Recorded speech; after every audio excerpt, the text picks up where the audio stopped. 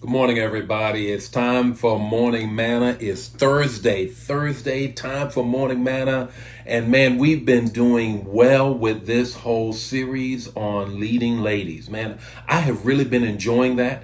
And we're going to continue that today, talking about leading ladies and what they're dealing with and going through and how they need to come out on the other end of that whole thing. So it's time for Morning Manna.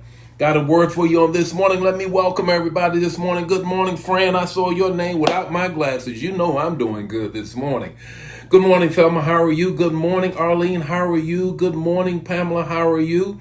Good morning, Brenda. How are you guys doing this morning? Good morning, Lisa. Hey, you know what?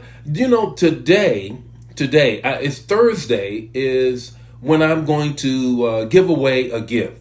I've decided that it's just I just want to add value to your life, want to do something great. You guys join me every morning for Morning Manna, and I want to just plan into your life just a little small gift of how appreciative I am of you sharing the manna. And this is how I'm going to do it. You see this t-shirt I have on today, this morning? If you are able to put in the chat area, the first person that put in the chat area, the 3 points that I had for Monday, the first person that put in the chat area, the 3 points that I had for Monday morning's manna this week, talking about leading ladies, then I'm going to give you a t-shirt. Hey, and I will reach out and give you the code to go to my website and you can get the t-shirt. So Pamela Williams, welcome. Ursuline, welcome. Shantae Hayes, welcome. So you know what? If you can go in the chat area right now and put in there the 3 points that I had on Monday, then I will then reach out to you and give you a code that you can get a free t-shirt. I hope you can do that. Good morning, Dolores. How are you? That's my homegirl there, all the way from G-Town, G-Boro, North Carolina, where I'm from. I'm in the Midwest right now. But anyhow, hey, welcome. Glad that you are a part of Morning Manna. Got a word for you on this morning, and we're going to talk about bent but not broken.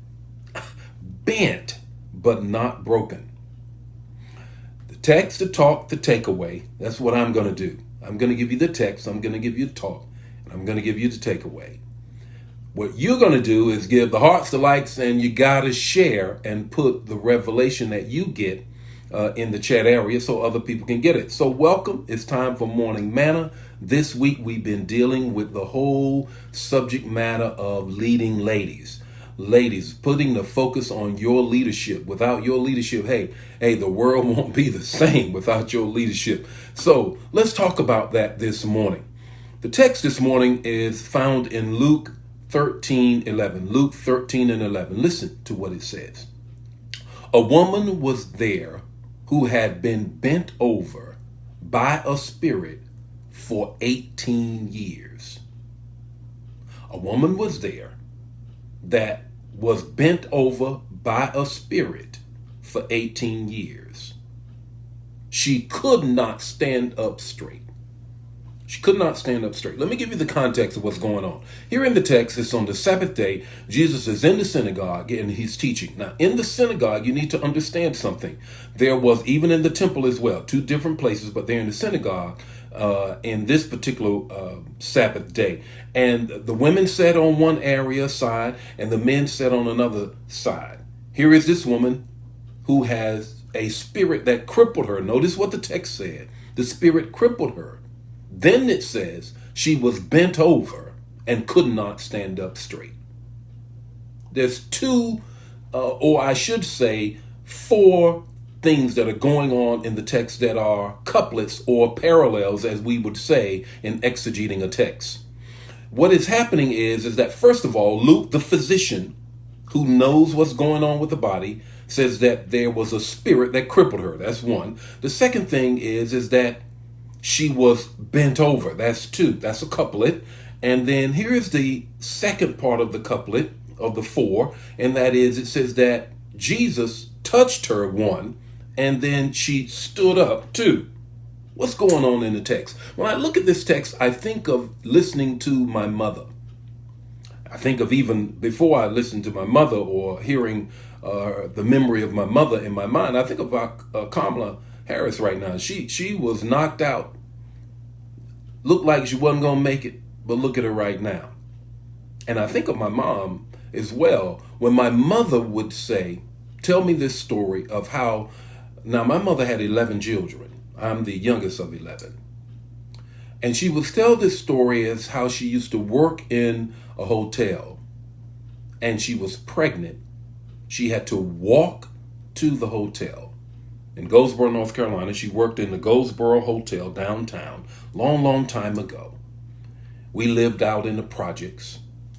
She would walk to the hotel pregnant. She said she used to bend over on the side of the bed, so sick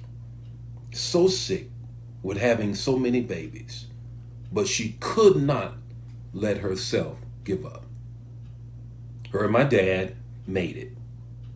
She was bent over. Let's see what the text has to say about that whole piece. The first thing that comes to my mind when I look at that text in this, and that I think you ought to see the same thing, you ought to let Jesus deal with the spirit that has bent you over. It's two different things. There was a spirit that crippled her. Then she was bent over. Jesus dealt with the spirit, dealt with the spiritual aspect of what was going on with her. The second thing is, I love the way Jesus dealt with her as a lady. She had no business coming to the front of the synagogue without a man accompanying her. It's 18 years she's been in this condition. 18 years she's never seen the sky. 18 years she's never seen anybody's face. 18 years all she's ever seen was the ground moving ahead. And Jesus calls her to the front in front of everybody that has watched her live a life of being bent over. So he treats her like a lady. That's very unusual for this to happen. He deals with the spirit in her. He brings her forward. And then here's the third thing. Jesus touched her, and then he spoke to her being crippled. Two things has to happen here. He has to touch you, but there's still, after he delivers you from the spirit, he set her free from the spirit, but then the situation still needed to be straightened up. You have to understand something, that there is a couplet that happens in your life. After you've been dealing with something for so long, it can bend you over, but don't you let it break you. Don't you let it break you. Let Jesus touch you. Let Jesus bring you to the front. Let Jesus then deal with that spirit, and then let Jesus straighten you up. Let me go back to my mom. My mother, powerful woman of God, first lady, tremendous woman of God. That situation of being pregnant with 11 children, can you imagine that? 11 times 9 months. That life of a first lady, of the struggle that she went through, it bent her over, but it didn't break her. It bent her over, but it didn't break her. What's your takeaway this morning? Your takeaway this morning, ladies, is this. Let Jesus not only touch you, but straighten you up. Don't just let a touch do it. Let him then straighten you up so you can live the life that he's called you to live. Don't look down. Continue to look up. Lord be with you today. May his face shine upon you and give you peace. And remember, the first person who puts the 3 points that I made on Monday in the chat area, hey, get a t-shirt. I think it's a pretty good t-shirt. I think you'll like it too. Hey, God bless you. May his face shine upon you and give you peace. I'll see you tomorrow morning while I'll announce the winner of who gets the t-shirt. God bless you. Share the manna now.